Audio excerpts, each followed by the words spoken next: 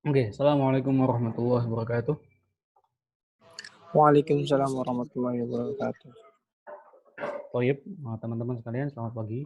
Semuanya kita akan mulai lagi di pelajaran Darah Tasir. Ini sebentar saja, nanti mungkin cuma 15 menit ya.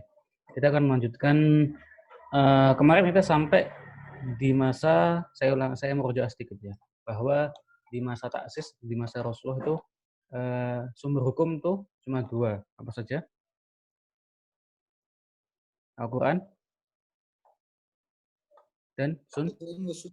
Sunnah. Oke, kemudian ada ekstensi atau ada perluasan. Itu di masa sahabat.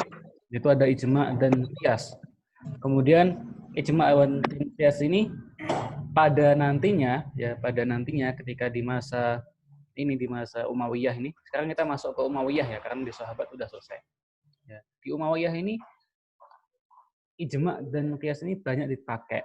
Ya, karena pertama Rasulullah sudah nggak ada, yang kedua adalah otomatis sumber hukumnya sudah nggak ada ya, karena di masanya Rasulullah itu terfokus pada Rasulullah.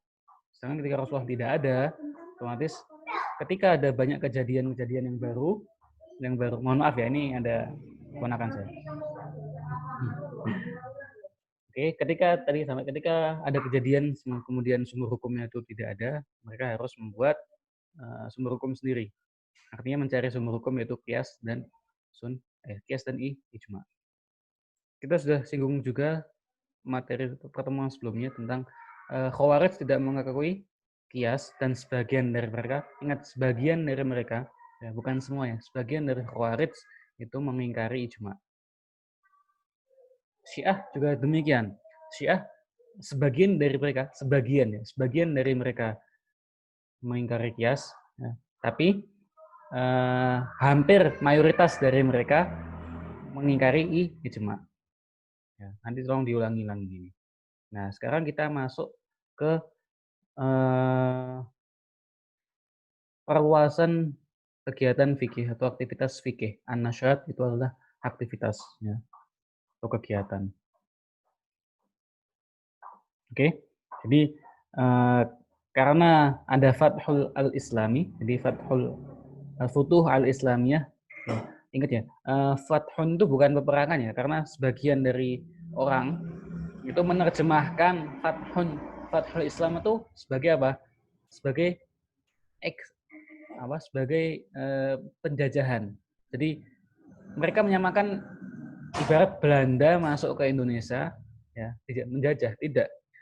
Karena pada prakteknya Fathun Islami itu mengajak. Jadi kalau ilustrasi gampangnya seperti ini. Jadi pasukan Muslim datang, ya.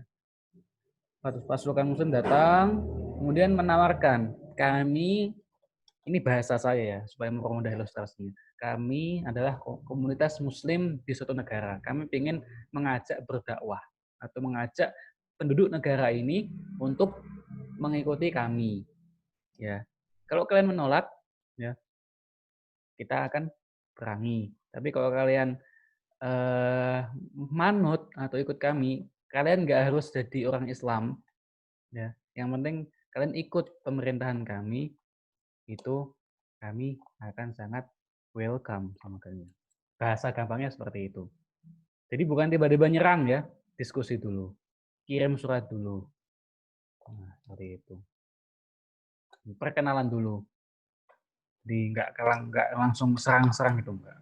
Nah, ketika di Umayyah itu mereka terfokus pada Fathul Al-Islami, ya, sebagian kegiatan fikih atau perkembangan ilmu fikih itu juga terbawa ekspansi atau terbawa perluasan.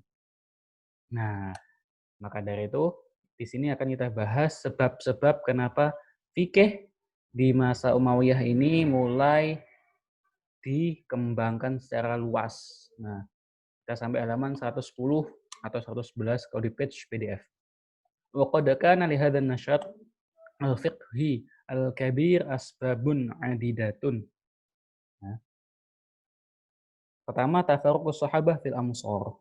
Nah, kita akan membahas Yang kedua adalah syu'u' riwayatul hadis, ya, sebagaimana kita singgung sebelumnya bahwa belum banyak riwayat hadis di masa sahabat.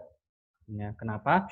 Karena mereka hanya meriwayatkan hadis menurut atau berdasarkan kejadian yang penting-penting saja. Jadi kalau nggak ada kejadian yang perlu dikasih riwayat hadis, tidak dikasih hadis. Nah, tapi kalau di masa Umayyah ini terbawa oleh sahabat yang otomatis membawa hadis-hadis tersebut. Jadi intinya adalah ditafaruk ini, ya. Ini tafaruk atau penyebaran. Oke. Intinya adalah ditafaruk ini penyebaran. Nah, ketika penyebaran otomatis hadis juga ikut terbawa. Nah, ketika nyampe di negara yang atau di daerah yang dibuka atau dibebaskan, itu otomatis orang-orang pribumi juga akan berkecimpung atau ikut terlibat, berkontribusi. Awal itu artinya adalah orang-orang pribumi dari negara yang di, dibuka, ya, negara yang dibuka. Nah, kemudian otomatis ada efeknya, yaitu zuhurul madaris al-fiqhiyah. Minimal 2 ahlul ra'yi wa ahlul hadis. Oke, kita masuk ke pembahasan langsung. Ya, jadi ya, pertemuan ini kita akan membahas 4 saja. Pertama, ya, ini tinggal 10 menit nih. Bagaimana nih? Nggak apa-apa, kita singkat aja. Atau di anu aja saat di namanya di record aja saat antum record. Gimana, sudah saya record ini. Sudah langsung. Oh, udah, maksudnya di record ulang karena ini mau habis gitu loh saat antum record. Oh iya ya. Enggak, kita cepet aja kok. Oke, yang pertama adalah penyebaran sahabat. Nah, intinya di sini adalah penyebaran sahabat ini terfokus kepada 2 hal. Pertama Umar bin Khattab, ya. Umar bin Khattab ini beliau sebagai bapaknya Ahlul Ra'yi. Ya. Umar bin Khattab itu bapaknya Ahlul Ra'yi. Itu yang kalian harus garis bawahi pertama. Ya. Karena banyak sekali permasalahan-permasalahan yang beliau ambil hukumnya dengan ra'yun atau dengan ilah hukum. Ya. Misalnya masalah miros kemarin ya, miros yang silahkan didengarkan lagi recordingnya. Masalah jad itu, jad apakah jad ini posisinya sebagai sama dengan atau tidak. Nah, gitu. Nah, kemudian nanti ada juga bapaknya ahlul hadis, ya. Mana sih? Nah, bapaknya ahlul hadis itu di mana? Abdullah bin Umar, anaknya ya. Ya, sebenarnya benar. Nah, di sini. Pokoknya para sahabat yang tinggal di Madinah, ya di sini, al-asimah al-almiyah, itu mereka lebih mengutamakan hadis. Ya, mereka lebih mengutamakan hifdzun sama riwayah. Oke. Nah, itu. Kemudian ini sejarah saja, nanti silakan dibaca ya. Bukan berarti kalian ketika sudah mendengarkan Bimbel ini kalian udah nggak baca buku, tidak. Ini Bimbelnya hanya rangsangan saja ya. Rangsangan supaya kalian semangat belajar. Oke.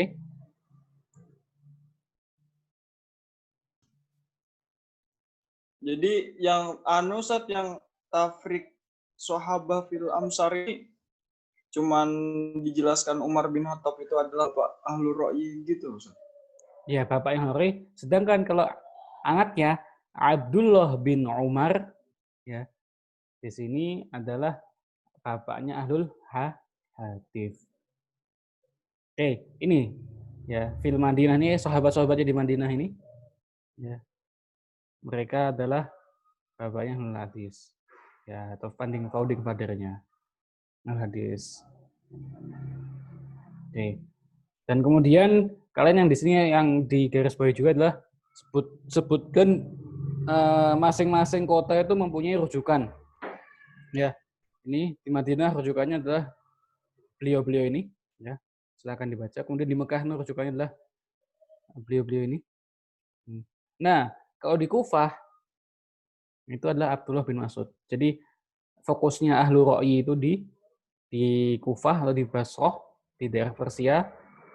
Kalau ahlu hadis fokusnya di Hijaz. Hijaz itu Mekah Madinah. Silahkan orang-orang ini atau para sahabat ini sebagai rujukan. Jadi pola pikir para sahabat atau para tabi'in yang meneruskan mereka ini terbentuk dari para pentolan-pentolan atau para bapak-bapak ini atau para sahabat-sahabat ini.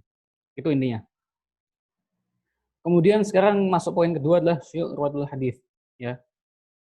Di sini intinya di syu'ur riwayatul hadis adalah para sahabat membawa hadis-hadis untuk diriwayatkan di negara yang mereka tuju masing-masing, ya. Tentu saja dengan kemampuan yang mereka mereka kemampuan dan kapasitas hadis yang mereka hafal. Nah, ya.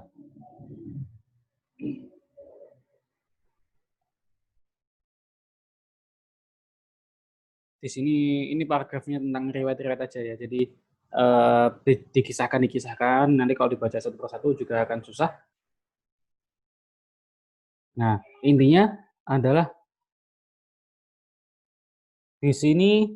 Nah, wahada kulluhu adda ila taqlil riwayat hadis. Nah, ini konklusi dari dua paragraf sebelumnya. Nanti kalian baca sendiri.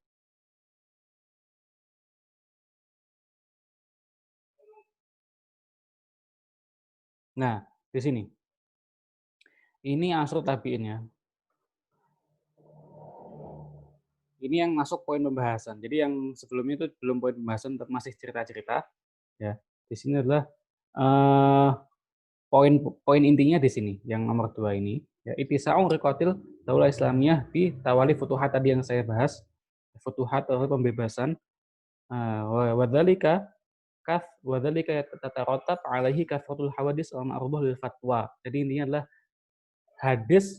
hawadis ya. Hawadis di sini adalah kejadian ya, bukan hadis. Kejadian. Al-ma'rudah itu yang muncul, fatwa itu yang meminta fatwa. Nah, jadi kenapa? Jadi riwayat hadis itu masif sebagai akibat dari banyak kejadian yang memerlukan hukum. Nah, ini di situ.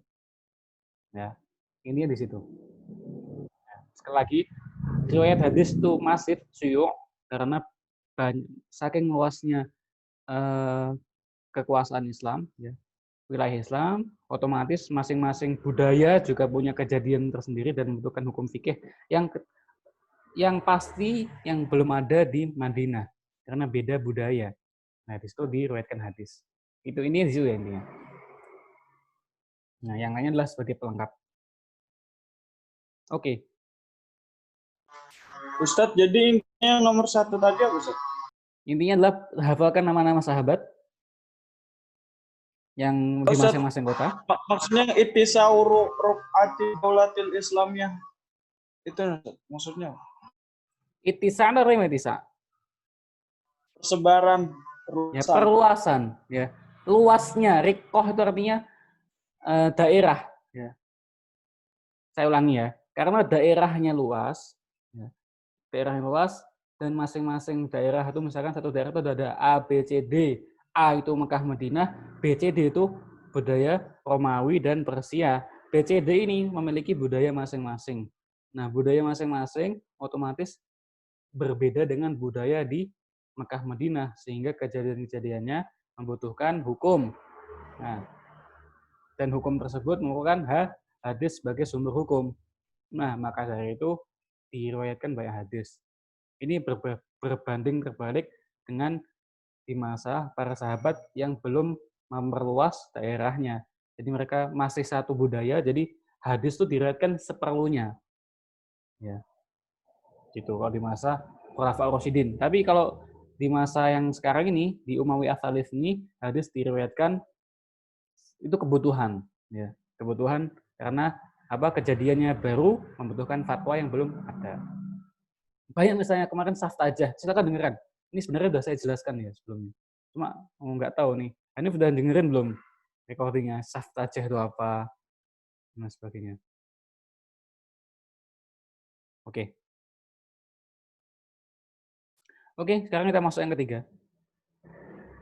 Ini sebagian apa?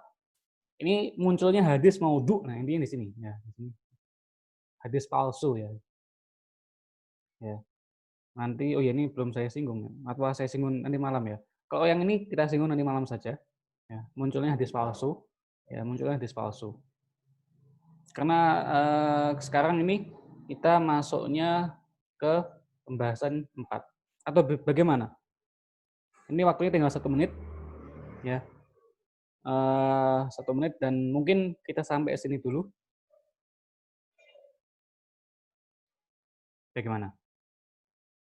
Responnya? Gimana baiknya Ustaz tadi Ustaz?